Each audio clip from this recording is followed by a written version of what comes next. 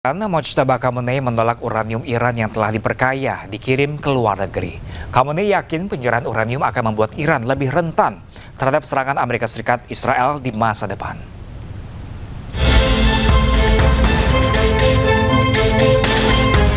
Ketegangan antara Amerika Serikat dan Iran terus berlanjut lantaran kedua belah pihak belum kunjung menyetujui proposal damai berisi syarat-syarat untuk menghentikan perang.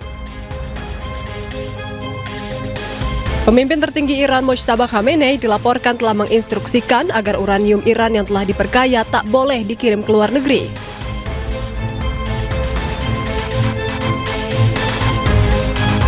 Khamenei dan para pemimpin Iran yakin bahwa pengiriman uranium ke luar negeri hanya akan membuat Iran lebih rentan terhadap serangan AS dan Israel di masa depan.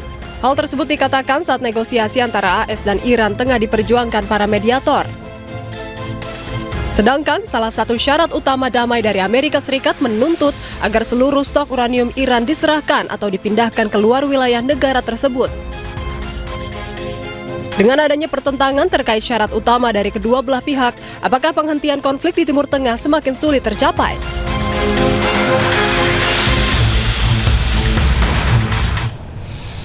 Amerika Serikat dilaporkan menunda serangan terhadap Iran karena adanya pelaksanaan haji. Jika diluncurkan, serangan tersebut hanya akan memicu krisis negara-negara kawasan.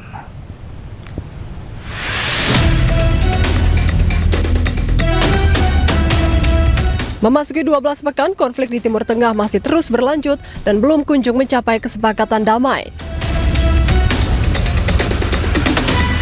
Media Roya News English melaporkan bahwa kepala negosiator Iran Muhammad Ghalibaf mengatakan meskipun di bawah tekanan ekonomi dan politik, Amerika Serikat berupaya memulai kembali perang dan berharap Iran menyerah.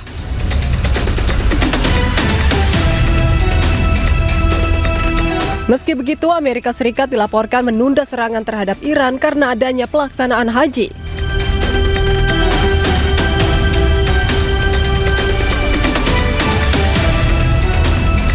Dilansir dari media Middle East Eye, serangan yang sebelumnya direncanakan diluncurkan pada hari Selasa ditunda atas permintaan negara-negara Teluk. Presiden AS Donald Trump diberitahu oleh para pejabatnya bahwa menyerang Iran selama ibadah haji hanya akan memicu krisis di negara-negara kawasan dan dapat menyebabkan ratusan ribu bahkan jutaan jemaah haji terlantar. Tindakan tersebut juga akan semakin merusak reputasi AS di negara-negara Muslim.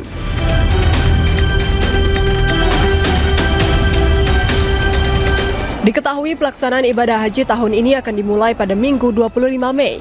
Namun banyak jemaah yang tiba di Arab Saudi beberapa minggu sebelumnya untuk mempersiapkan perjalanan tersebut.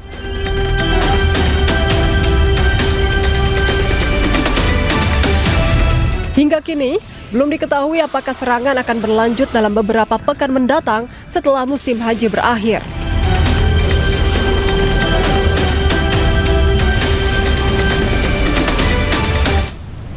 Seorang pria lansia viral usai aksinya memasuki masjid di Toronto, Kanada berbalut bendera Israel.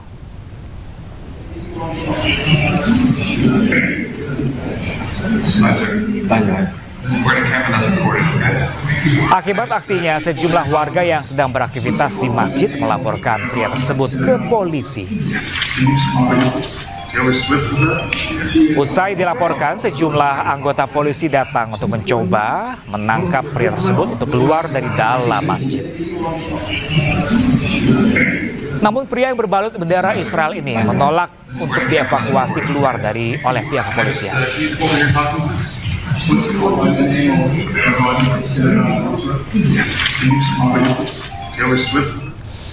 Ya, pemirsa, breaking news masih akan kembali sesaat lagi, jadi tetaplah bersama kami. Ke jalur Gaza, Palestina dipukuli dalam penjara Ketziot Israel. Hal sama juga dialami 430 aktivis global Sumut Flotilla lainnya. Beginilah kondisi aktivis dan jurnalis Indonesia setelah berhasil dibebaskan dari tahanan Israel. Beberapa di antara mereka alami kekerasan fisik. 9 warga Indonesia telah mendarat di Turki. Mereka akan berada di Turki untuk mengecek kesehatan. Bagi yang terluka akan mendapatkan penanganan sebelum kembali ke Indonesia. Salam teman-teman, alhamdulillah aman sampai di Istanbul tadi siang sampai Istanbul aman, keadaan sehat, teman-teman lengkap 9 orang. pada sayang sama Mas Ronggo. Alhamdulillah, makasih banyak. Berkat doa teman-teman juga. Iya. Buat nyokap lu. Alhamdulillah. Nyokap lu, Masya Allah banget. Selamat. Ngomong apa gitu? Udah, yang penting selamat, doanya aja, terima kasih semua doanya. Dan terus tetap suarakan Palestina. Siap. Meski mendapatkan sejumlah penganiayaan, namun aktivis dan jurnalis ini meminta untuk tetap berjuang atas kebebasan negara Palestina. Pemirsa, salah satu jurnalis Indonesia yang telah dibebaskan, Rahendro Herubowo, mendapatkan kekerasan fisik yang diterimanya selama ditahan oleh Israel. Berikut cerita Hendro terkait tindakan yang didapatkannya selama ditahan Israel. Alhamdulillah sekarang kita lagi ini medical check up ya, tadi habis ambil darah terus kita mau konsultasi, soalnya nih saya mengalami beberapa kekerasan ditendang sampai mungkin 3-4 kali di bagian depan, di belakang juga saya diinjek dan terakhir disetrum. Ya Allah, serius? Iya, sampai Disetrum? Disetrum, iya karena setrum. Lu juga kena setrum? Setrum di sini. Karena ke bagian terakhir kepala kita itu tuh harus kayak gini nih. Iya.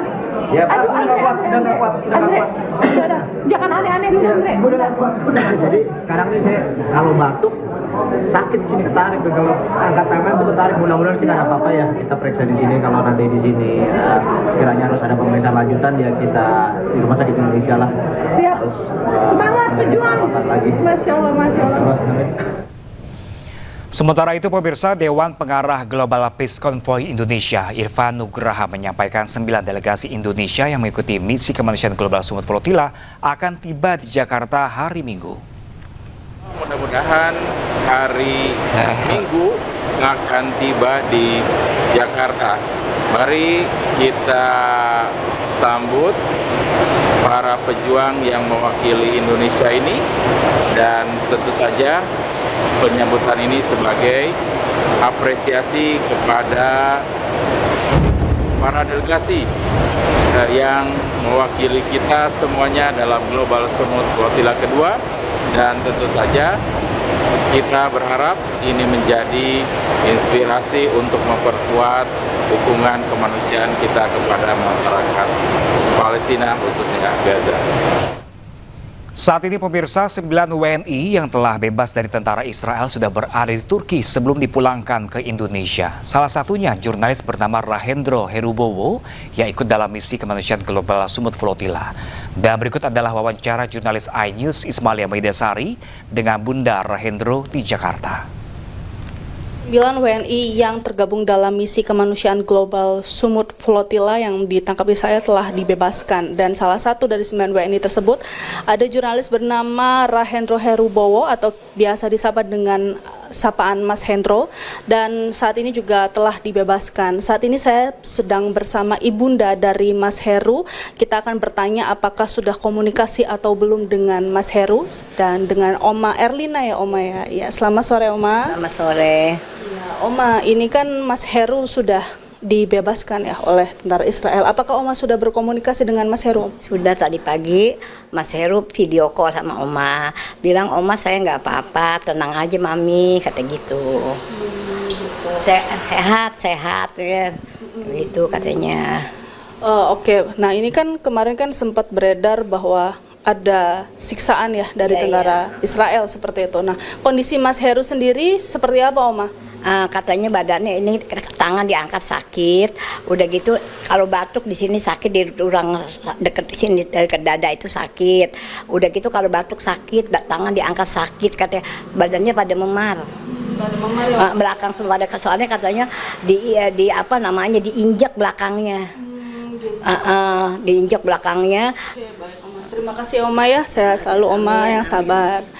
Ya pemirsa, kita baru saja mendengarkan pembicaraan kita bersama ibunda dari Mas Heru, dan diharapkan pemerintah untuk tetap selalu menjaga keselamatan terutama 9 WNI yang telah dibebaskan setelah ditangkapnya oleh tentara Israel. Dari Jakarta, Ismalia Pandu Priyo Aji iNews melaporkan.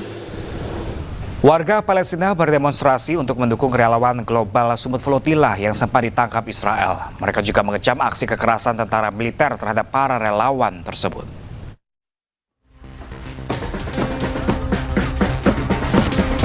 Warga Palestina berunjuk rasa pada Kamis untuk mendukung relawan Global Sumut Flotilla menyusul penangkapan relawan oleh militer Israel.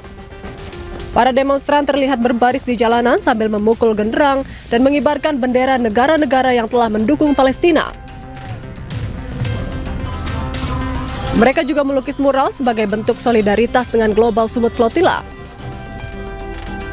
للمشاركة بفعالية وجدارية كبيرة دعما للأسطول أسطول الحرية وأسطول الصمود التي قدم لمساعدة الناس في فتح حصار غزة ولكن تم احتجازه من قبل الاحتلال. احنا هنا بنشجع هذا الأسطول، بنحترمه وبنقدره، جايين واقفين معه في كل خطوة أي حد بياخدها تجاهنا دعما حتى لو معنويا، حتى لو الاحتلال منعه وما وصلش، احنا بالنسبة لنا هذه خطوة كبيرة كتير.